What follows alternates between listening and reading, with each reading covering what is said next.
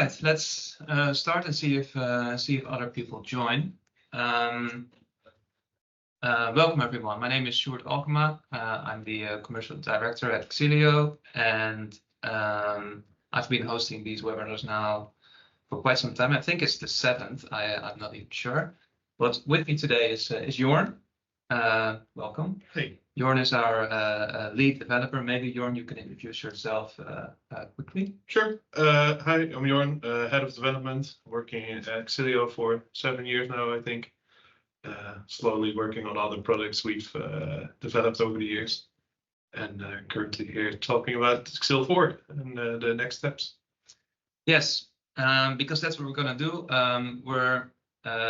We've been through some developments, quite a journey, and the next step now is a SaaS product, and how that journey was and what the considerations were. We want to talk you through that, or at least I'm gonna have Jorn talk us through that. But to start, I wanted to present one overview of where we come from. I've been with Xillio for quite some time now, and I think I've covered all the phases, and I think it's a good context to start with. So we started. It's 20 years ago. Actually, it's almost party time for us. Tomorrow we celebrate our 20th anniversary. So that was 20 years ago when we started as a consulting company doing migrations. So that hasn't changed. We're still doing migrations, but then we used other third-party tools out there. Kapao is one of them. I think we use that the most. It's now part of Kofax, and it's basically already a little bit of creating a data flow to do your migration. But we found, of course, that it could be smarter. And really, from a consulting perspective, we thought we can do it easier, we can do it faster, we can do it better. So that's the initiation of our own product, Xillio 2 back then, version 2. I don't know why we started at 2, but we did. We were really working with that from a consulting perspective. Then it became bigger, more professional. We thought we can productize this so also others can benefit, and we did. We made it into Xillio 3. It was still really a scripting platform, as Xillio 2 was as well. So basically an easy way to create transformations that were needed. Connectors were built in the scripting language, and we opened it up for SI partners. They were able to do migrations with that as well. It still was quite steep to get into because it was a proprietary language, etc. So that Xillio 4, we thought it was time to make it easier to adopt to the platform and update the complete tech stack as the technology stack as well. We wanted to go into a low-code platform, and that's what we did. That's what we have now. A lot of partners are using it. We are using it. But the next step is SaaS, and the consideration there is to make it even more easier, right? To just log in and start doing migration, maybe to allow for separate solutions. For instance, just for a file share, you have this. You log in, you get these capabilities. Just for a web migration, you get this. So you not always every time have that full platform at your availability, because that can also be just too much for the use case at hand. So that's where we are now. But how did we get there? And what were the considerations? How do you create a SaaS product from a on-premise product? Well, Jorn is gonna take us through it. It's not there yet, by the way, but we're very, very close. It's end of this quarter, beginning next quarter. We're gonna launch it actually. So this is just a heads up before we were there. Jorn, one of the things maybe also good is to give a little bit of a quick overview of Xillio 4 still as it is right now, so then you can share your screen. Do the before and after. That sounds good. Let me take over the screen then. Let's see. So we've built this low-code platform where we can create projects, and in a project we can create separate flows. You can see them as a pipeline, multiple pipelines together form like a total migration, or they can do other specific tasks during a migration, so they can update Excel files and generate reports, do metric calculations, how well did the migration go. So we can create all these things from these workflows. And so this is an example of one. Might look a bit daunting at first, but migrations are complex. But a lot of this is pre-built, right? So we have the connectors, a lot of transformations that are pre-built. But if you want, you can create these flows yourself as well. Yeah. And so we try to structure them, of course, into separate steps to make sure that we can at least all follow and debug and make sure that everything's happening correctly. Because of course, correctness here is key. We'd rather have it take a little bit of extra time, but be 100% accurate. That's really what the flow is happening. So we can trigger the flow. I'm not sure how laggy the connection will be, but you should start seeing some blue connections going through the system at some point. And then it just starts to collect all the information from the system. Yeah, it's basically a low-code ETL platform, right? Yep. Really built to handle migrations, also integrations. And if you want to use it now, you become a partner, you get into touch with us, we do a training, we do the first project together, even, right? That's really the process, because it has a lot of capabilities. It's really built to handle complex migrations, but it's also, again, right away the kind of the trap here, because it can be daunting. Yeah. So okay, let's see where we're moving to. So I just showed you the overview of the flows. So what we have basically is a tool which has can run a project and that has multiple flows. It's very specific in this direction because a flow is always a running thing. It has all the configuration. Once you create the flow, you can make changes to it, but it will always do that specific task. So it's very optimized for this specific use case. If you want to make a similar flow with just like a different connection, you have to copy it and then maintain too. But it's really specialized in doing these migrations for it. It's heavily optimized. It can handle quite a big load, and that's a very strong feature of the tooling, really. But of course, you have to install it. You have to be taught how to do it by training. You need the environment. You need servers set up. And so this is one of the things we of course are trying to improve. So I'll go to the next slide. So these are a few of the good things that we have and a few things we want to improve, really. So we have the graphical user interface. This is one of the strong suits. We like the low-code platform. It's quite user-friendly. It's easy to understand what's happening after maybe a bit of training, of course. But it's a bit more intuitive than code for some people. It's heavily specialized for ECM migrations, of course. We are very strict on how to use secrets, so you cannot accidentally leak secrets. We try to be very secure with the secrets, that we don't leak them. But one of the downsides of it being an on-premise thing is that it's hard to install. So it's orange. It's good. It's fast because it's on-premise, but also it has these downsides. And one of the bigger downsides is it's a single user, a single project at a time. It doesn't scale very well. So working together with multiple people sometimes is a bit tricky. You need a bigger environment. Okay. Next. So we have some new requirements. Few of them are still in there. Of course, the graphical user interface, we want to keep this. We want to keep it the same. We want to keep the low-code platform.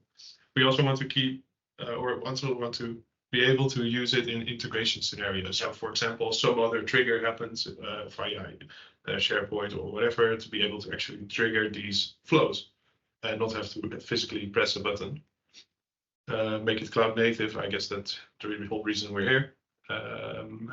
Have organization support so we can actually make sure that people get access to the flows. Only they should have access to arrange permissions and make sure the whole setup is safe to use and easy to use for admins. Yeah. As mentioned before, being able to do web migrations, so moving from smaller sites to another site, so for example WordPress to whatever, this shouldn't require a whole server setup and multiple VMs to actually run. This can be done easier with potentially a SaaS platform. Yeah. Or other integrations, for example, pulling information from HubSpot. Once a deal happens, that other things get triggered. The system is capable of doing that. We just need to make sure that it's usable. Yeah. In that way. Yeah, one of the big use cases we see as well with integrations is integrating into your Copilot from Microsoft 365. Copilot, where other SaaS or cloud platforms hold other information that might still be relevant in your creative process or in your production process using Copilot. So I think that this also will make that easier just to connect and to maintain those integrations. Yeah, for sure. Yeah. Designing the system, I think that's where we're gonna head now. I'm gonna show us all about that. Yeah. So the previous image I showed was we had a low-code platform with projects and flows. So we wanted to turn this around really to make it easier to scale, but also easier to maintain. So we start with an organization. People get assigned to an organization and have access to projects. A project contains multiple flows and also has environments, which is basically the variables, the configuration you can use. Yeah. So, for example, I want to have a staging environment which connects to my OpenText, and I want to have a production version which connects to a different OpenText and a different SharePoint. So we can interchange these configurations with the flows. So we can even do test migrations or test setups. And flows then are only the description of the pipeline itself. Yeah.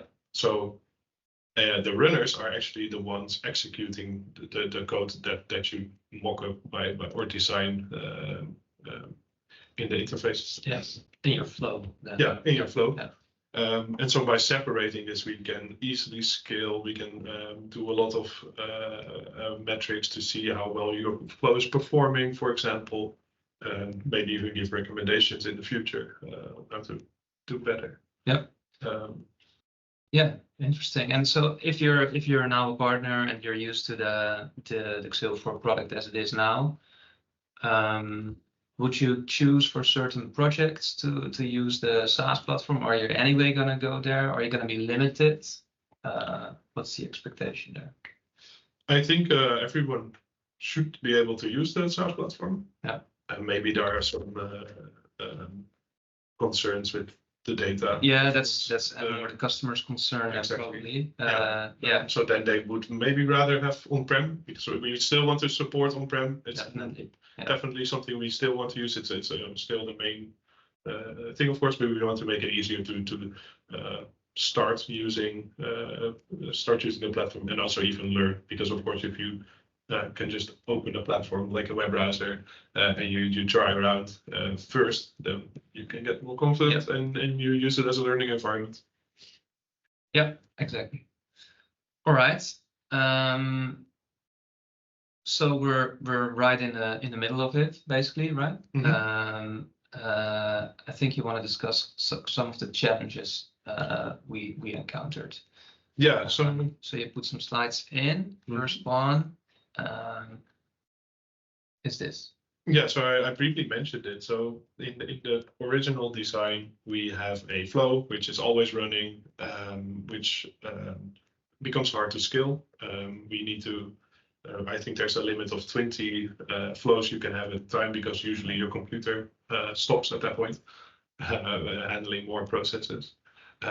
So we sat down and looked what is essential for running a flow, basically. Well, what information is essential? So that's the design, just called the flow. It's the environment, which is basically the bucket of environment variables or variables, and the principal, who's either a user or maybe a system. So you can, from integrations, also have a specific person. So you can, for audit logging, for example, see who ran it, who's doing all these actions. And that's all we need in order to be able to run the flow. So that's basically the smallest working unit we identified. And this helps with a lot of problems, really, because after this, you only need to care about, you need to give this information to a runner, wherever that runner is, basically. Yeah. So you can scale this out across systems, basically.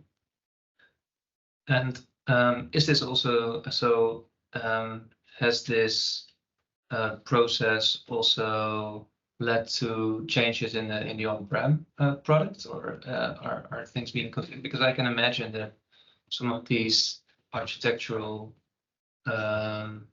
designs would also be interesting in the product anyway. They are still in the product. So the goal is to have these both on-premise and SaaS version be the same technically. Okay. Yeah. It's just the way they are deployed. So yes, we are taking all of this in. It's just the on-prem version is just a simplified version of the SaaS, basically. Okay, where we already.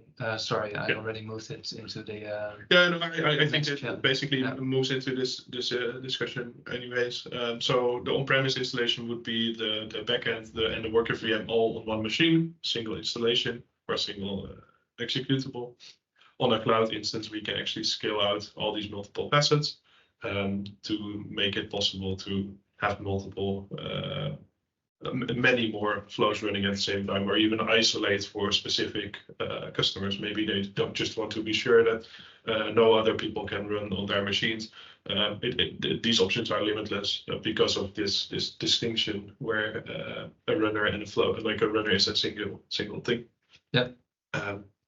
So this allows us to scale very easily. Yeah, and also create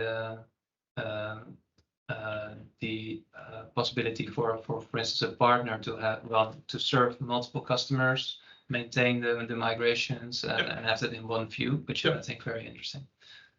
All right. Any other challenges? I think there are some permissions. Yeah, permissions. Always the big question, right? It's always for a platform, especially when you deal with sensitive information. You use API keys, you use database connections. So who has access to what? Yeah. So previously we didn't have. So we had a single user who basically was the maintainer. Now we have the opportunity to actually introduce these permissions and make sure that not everyone can just do anything. At least if they can, it's locked, and administrators can actually change these permissions around. Yeah. So we want to do a simple viewer, editor, owner. Viewer can just see the flow happening, maybe get some metrics on it, what's the status, but do not see it. Cannot start it or cannot edit it. Editor, of course, can change it, and an owner can maybe also invite others to this project. Yeah, and this is something that we foresee now, but potentially could change in months, right? Yeah. So this is the standard, I think, for permissions. Yeah. Okay. The next one you wanted to share is the secrets. Also, of course, something we currently have in our on-premise installations, and how we deal with in a vault, right? Yeah. So currently we have a little bit different setup, but we choose to, if it might contain a secret, rather not show anything. And now we have a much smarter way of doing it, where it basically becomes impossible to output it to a console or something. So we can show all the information around it except for that single part. And if something relies on a secret, then the top level one also becomes a secret. So it's basically a dependency. If something is a secret somewhere, then everything is a secret. The parent itself is also a secret. Okay. So you cannot accidentally lose variables. So it's concept that comes from functional programming. It's annoying to work with, but it works really well for this use case because it just becomes impossible to. Yeah. So on the screen on the presentation, you see a small code snippet. Why is it annoying to work with from a developer perspective, or? No, the monads, the theoretical concept around it. Okay. It's notoriously tricky to work with. Right. Okay. The setup as it is now works quite well. Right. Okay. And I think the next slide is an extension of this, where basically you can see that if you start changing it up, well, this is basically how you can actually change these values, and it still becomes a secret. So right. On the fourth line, you see we're adding something to a secret called fee, for example, then it also becomes redacted. And so this is one of the ways we try to make sure that we don't leak things to the graphical interface. Of course, there's also other parts where we store things securely, but this is something that is really important when right. using a flow, using an interface. So even if you're a viewer, you cannot see secrets, for right. example. Yeah. So only if you have permissions, you can. Okay, interesting. I learned something today. Another challenge, of course, when you store everything on premise, you don't have any limits on how you store things. Yeah. So configurations, flows, they needed to be changed a bit, optimized to be stored in a Mongo database, which we use for the content store for migration anyways. So we had to change this up a bit.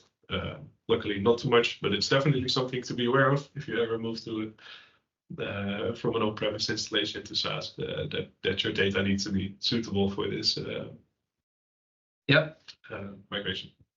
Yeah, and I think also one of the challenges, maybe that's my challenge, but also yours, because you need to implement it, but also because the costs we have on the cloud side, of course, how we're going to price it, and it's going to be different from our current model.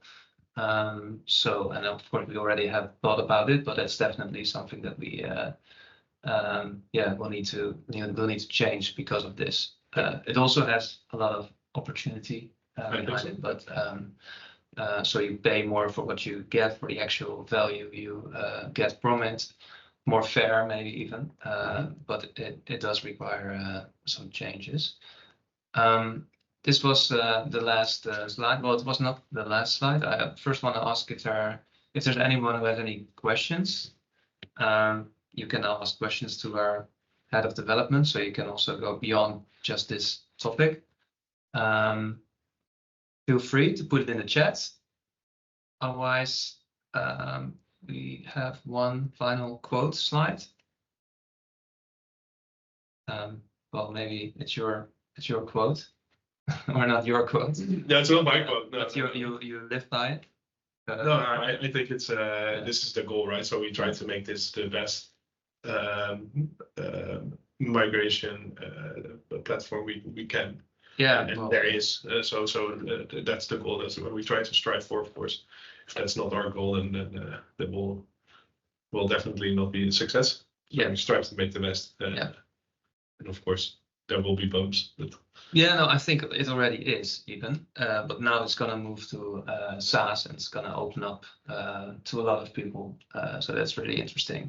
But I dare to say it already is the best platform for these complex migrations. So if there are any questions, 1 minute, start typing now. Otherwise, we'll call it a day. We're just in time. So I want to then thank you, Jorn, for sharing this. It's an interesting view. I think it's different from just talking about migration challenges or specific product features. So it was fun to do. And next time we'll go back to something really specific to a migration. I think we're going to talk about Open Text Content Server, to be specific already. Mm-hmm. Right now then, thank you everyone for joining. Jorn, again, thank you, and we'll see you in the next one, hopefully. Thanks. Bye-bye.